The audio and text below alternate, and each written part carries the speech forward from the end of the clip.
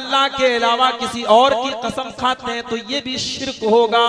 अल्लाह के नबी की हदीस है, जो गैरुल्लाह की कसम खाता है वो शिर्क करता है। सूरत के अंदर 3 आयतें हैं और तकरीबन 14 अल्फाज हैं, 14 कलिमात हैं इस सूरत में। इससे पहले कि मैं इस सूरत का मतलब आपको समझाऊं, इसकी तफसीर पर कुछ रोशनी डालूं, इस सूरत करीमा की अहमियत क्या है, इसका इंपॉर्टेंस क्या है, इसका महत्व क्या है, हम क्यों इस सूरत करीमा के ऊपर आज बात कर रहे हैं, क्या खास बात है। इमाम शाफई रहमतुल्लाह अलैह जो हमारी तारीख में बहुत ही बड़ा नाम गुजरा है, इस उम्मत के बड़े बड़े उलमा और फुक़हा में जिन उलमा का नाम लिखा जाएगा, जिन इमाम का नाम लिखा जाएगा, उसमें इमाम शाफई रहमतुल्लाह अलैह का नाम बहुत ऊपर रहेगा। इमाम शाफई रहमतुल्लाह अलैह इस सूरत करीमा के बारे में, सूरह अस्र के बारे में कहते हैं, लौ मा अंज़लल्लाहु हुज्जतन अला खल्क़िही इल्ला हाज़िही सूरत लकफ़त। अगर अल्लाह तबारक व तआला अपने बंदों की हिदायत के लिए कुरान की सिर्फ यही एक सूरत उतार देता तो ये एक सूरत काफी है। अगर इस एक सूरत को इंसान समझ ले, इस पर अमल कर ले, तो इंसान की हिदायत के लिए ये एक सूरत काफी है। ये किसका कौल है? इमाम शाफई का।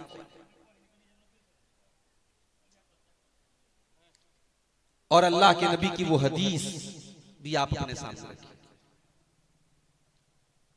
इमाम तबरानी और इमाम बैहक़ी ने इसको सही सनद से रिवायत किया कि अल्लाह के नबी सल्लल्लाहु अलैहि वसल्लम के सहाबा जब एक दूसरे से मुलाकात करते थे, एक दूसरे से मिलते थे, तो एक दूसरे को खैर खैरियत के बाद जब जुदा होने लगते थे, जब रुखसत होने लगते थे, तो सलाम करने से पहले और जुदा होने से पहले वो एक दूसरे को सूरतुल अस्र पढ़ करके सुनाते थे। वल अस्रि इन्नल इंसान लफी खुस्र इल्लल्लज़ीना आमनू व अमिलुस सालिहाति व तवासौ बिल हक़्क़ि व तवासौ बिस्सब्र। जब तक वो दो साहबी एक दूसरे को ये सूरत करीमा सुना नहीं लेते थे, तब तक वो एक दूसरे से जुदा नहीं होते थे। ला यतफर्रका, वो एक दूसरे से अलग नहीं होते थे जब तक ये सूरत करीमा उनको सुना नहीं लेते थे। इसका मतलब ये हुआ कि इस छोटी सी सूरत के अंदर इतनी अहम बात है कि सहाबे किराम जब भी मुलाकात किया करते थे, जब भी मिला करते थे, एक दूसरे को ये सूरत करीमा पढ़ पढ़ के सुनाया करते थे, रिमाइंडर किया करते थे, याद दिलाया करते थे कि कहीं सूरत को तुम भूल न जाना, इसमें जो सबक दिया गया उस सबक को तुम भूल न जाना। ये अहमियत है सूरत करीमा। अब आइए पहले हमें आसान सा तर्जमा, एक ट्रांसलेशन देख लेते हैं सूरत करीमा का, उसके बाद हम तफसील से बात करते हैं। वला जमाने की कसम या असर के टाइम की कसम या असर की नमाज की कसम, इन्नल इंसान लफी खुस्र, बेशक इंसान सारे के सारे घाटे में, सारे के सारे इंसान घाटे में है, नुकसान में है, लॉस में है। इल्लल्लज़ीना आमनू व अमिलुस सालिहाति व तवासौ बिल हक़्क़ि व तवासौ बिस्सब्र। सिवाय उन लोगों के जिनके अंदर ये 4 चीजें पाई जाएं, वो घाटे में नहीं है, वो खसारे में नहीं है, वो नुकसान में नहीं है, वो फायदे में है। इल्लल्लज़ीना आमनू, जो ईमान लाए, व अमिलुस सालिहात, और नेक अमल करते रहे, व तवासौ बिल हक़्क़ि, और हक बात एक दूसरे को पहुंचाते रहे, व तवासौ बिस्सब्रि, और सब्र की तलकीन एक दूसरे को करते रहे, सब्र की नसीहत करते रहे। ये 4 चीजें हैं ये चार चीजें जिनके अंदर हैं वो घाटे में नहीं है, बाकी सारे के सारे इंसान घाटे में। अब आइए गौर करें इस सूरत करीमा के एक एक लफ्ज के ऊपर हम गौर करें। सबसे पहले अल्लाह ने फरमाया वल अस्र, जमाने की कसम। यहां एक नुक्ता काबिले गौर है। अल्लाह तबारक व तआला जमाने की कसम खा रहा है। अल्लाह ताला जिस चीज की चाहे कसम खा सकता है, लेकिन हमें और आपको ये इजाजत नहीं है कि हम अल्लाह के अलावा किसी और की कसम।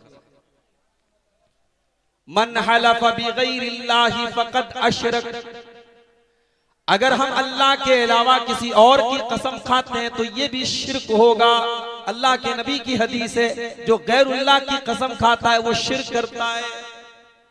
हमारे यहाँ बात लोग अपनी बीवी की कसम खा लेते हैं, बच्चे के सर पे हाथ रख के बच्चे की कसम खा लेते हैं, कारोबार करने वाले अपनी रोजी रोटी की कसम खा लेते हैं। हराम है मेरे भाई, जायज नहीं है, शिर्क तक लेके जाती है ये चीज। सिर्फ और सिर्फ अल्लाह की कसम खा सकते हैं, हत्ता के खाने काबा की कसम भी नहीं खा सकते, क्योंकि काबा ये अल्लाह का घर है, अल्लाह की इबादत की जगह है। खाने काबा ये उसकी कसम खाना जायज है।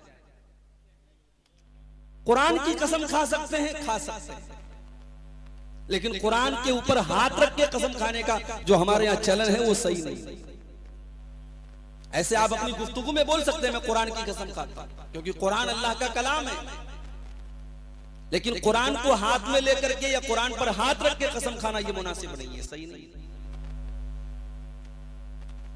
तो हमें और आपको इजाजत नहीं कि हम अल्लाह के सिवा किसी और की कसम खाएं, लेकिन अल्लाह तबारक व तआला कसम खा सकता है जिस चीज की भी चाहे। अब सवाल यह पैदा होता है कि अल्लाह कसम क्यों खाता है? भाई हम क्यों कसम खाते हैं?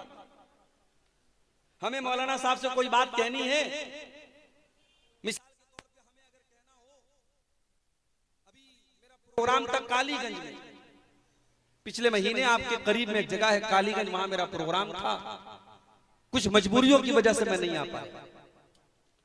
अब होता क्या है, अगर मुकर्रिर का नाम इश्तिहार में है और मुकर्रिर नहीं आया किसी भी मजबूरी की वजह से, तो जलसे वालों के ऊपर इल्जाम लगता है कि आपने झूठ मूठ में नाम दिया था, आपने मुकर्रिर से बात नहीं की थी।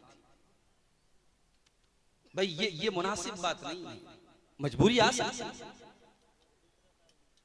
अगर मैं कालीगंज के प्रोग्राम में नहीं आ पाया, इसका मतलब ये नहीं कि मैंने धोखा दे दिया या उन लोगों ने आपको धोखा दे दिया। किसी के साथ कभी भी कोई भी मजबूरी आ सकती है, लेकिन मुझे बाद में मालूम हुआ कि लोग बड़े नाराज हैं, बड़े गुस्से में हैं। तो जब सामने वाला हमारी बात के बारे में शक करता है तब हम कसम खाते हैं, ताकि उसको यकीन आ जाए कि हाँ साहब मैं सच बोल रहा हूं। सवाल यह है कि क्या अल्लाह ताला इसलिए कसम खा रहा है क्योंकि अल्लाह की बात पर हमें और आपको यकीन नहीं है? नऊजुबिल्लाह। अल्लाह को अपनी बात मनवाने के लिए कसम खाने की जरूरत नहीं है। वमन अस्दक़ु मिनल्लाहि क़ीला वमन अस्दक़ु मिनल्लाहि हदीता, अल्लाह से बढ़कर के सच्ची बात किसकी हो सकती है?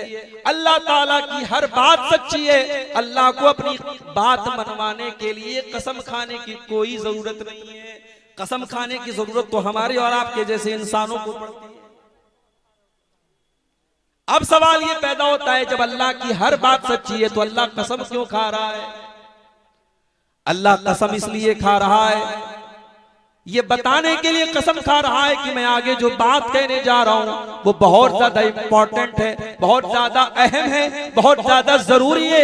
ऐ मेरे बंदो, मैं कसम खा के तुमको बता रहा हूं, जो तुम्हारे बात करने का अंदाज है, जब तुम अपनी बात को मजबूत करने के लिए कसम खाते हो, मैं तुम्हारी बातचीत के अंदाज को अपनाते हुए मैं कसम खा रहा हूं, ताकि तुम आगे वाली बात की अहमियत को समझो, उसके इंपॉर्टेंस को समझो, उसके महत्व को समझो।